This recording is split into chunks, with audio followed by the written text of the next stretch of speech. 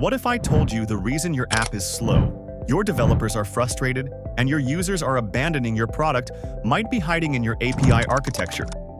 Today's battle: GraphQL versus REST, a decision that could make or break your application's future. But which one is actually right for your application? The answer might surprise you, and it's definitely not what most tech gurus are telling you. But before we dive in, smash that like button and subscribe for more tech insights. APIs are the foundation for communication and data exchange across modern software systems. They're essential for connecting diverse services and enabling scalable architectures.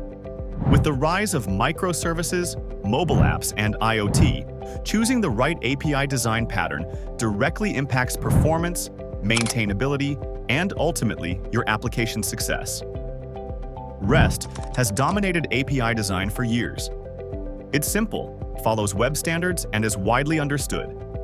But in 2015, Facebook open-sourced GraphQL as an alternative that addresses some of REST's limitations. Both have passionate advocates, but which deserves your commitment?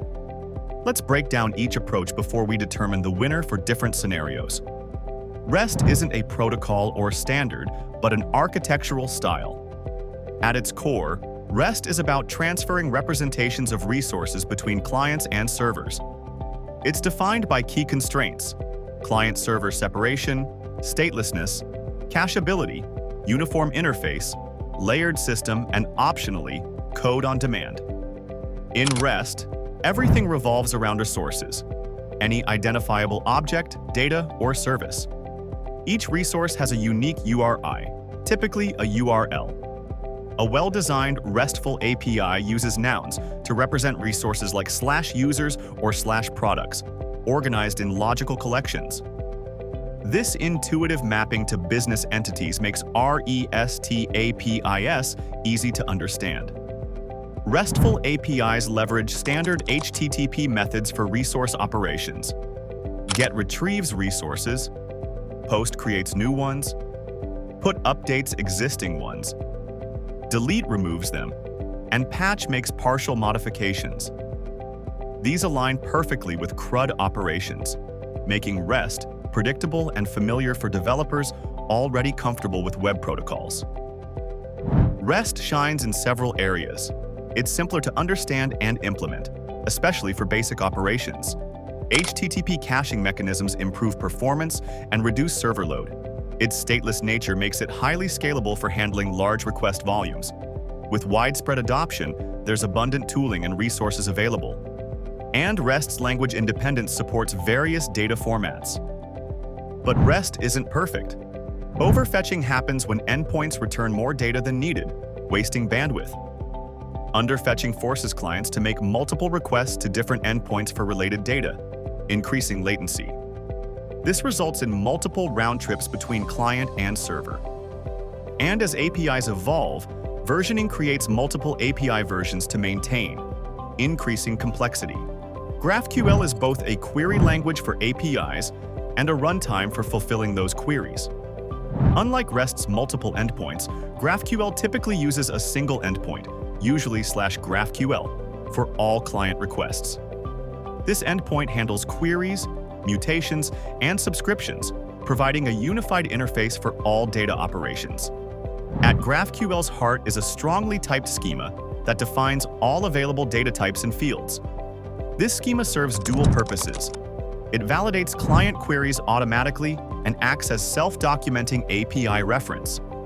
This means better developer tooling with features like auto-completion and real-time error detection in IDES.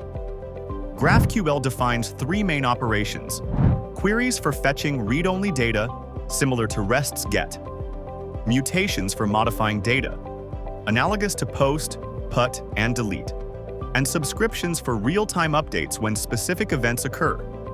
This explicit separation provides a more structured approach to API interaction. GraphQL excels at precise data fetching. Clients request exactly what they need, eliminating overfetching and underfetching problems. This reduces network requests, improving performance especially on slow connections. Built-in subscription support enables real-time data updates. Schema evolution without versioning means you can add new fields without breaking existing clients. And GraphQL simplifies data aggregation from multiple sources through a single endpoint.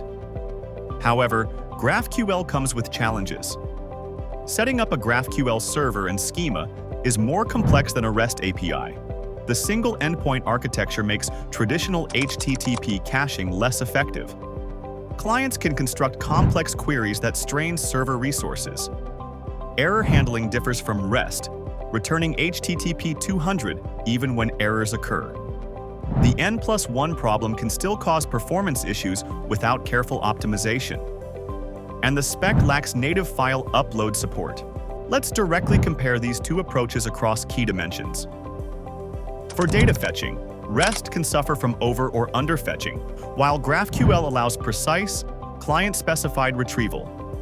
GraphQL uses a strongly typed single schema, while REST is weakly typed with optional schemas. GraphQL uses a single endpoint versus REST's multiple endpoints. GraphQL enables schema evolution with less need for versioning, while REST often requires explicit versioning. For real-time data, GraphQL has built-in subscription support, while REST needs additional mechanisms like WebSockets. In terms of performance, the picture gets interesting. For simple applications with straightforward data needs, REST's simplicity and HTTP caching can actually deliver better performance. But as application complexity grows, GraphQL's ability to fetch precisely what's needed in fewer requests becomes a significant advantage, especially for mobile apps on limited bandwidth. The choice ultimately depends on your specific needs. REST excels for simple CRUD operations, static content delivery, smaller applications with less complex data, and public APIs with broad client consumption. GraphQL shines with complex data relationships, multiple client types with varying data needs, applications requiring real-time updates, microservices architectures, and scenarios needing rapid front-end development with frequent UI changes. Here's a practical framework to help you decide. Ask yourself, how complex are your data relationships? Do you have multiple client types with different data needs? Is real-time functionality critical? Are you working with a microservices architecture? Is your UI rapidly evolving? If you answered yes to most of these, GraphQL might be your better option. Otherwise, REST's simplicity and maturity could serve you well. Don't forget that this isn't always an either-or decision. Many successful applications implement a hybrid approach, using GraphQL for complex data operations and REST for simpler, cacheable resources. The two patterns can coexist, addressing different needs within the same system. Looking ahead, both approaches continue to evolve. REST is incorporating more sophisticated capabilities, while GraphQL's ecosystem is maturing with better tooling and performance optimizations. Emerging patterns like gRPC and GraphQL Federation are also worth watching as API design continues to advance. So what's the verdict? There's no universal winner in the GraphQL versus REST battle. The right choice depends entirely on your specific requirements. REST remains excellent for simpler applications with well-defined data needs, while GraphQL offers compelling advantages for complex data-intensive applications with diverse client requirements. Drop your specific API questions in the comments below, and we'll help you navigate your particular situation. If you found this video informative, please give it a thumbs up and subscribe to Stallions Technologies for more insights into the world of tech.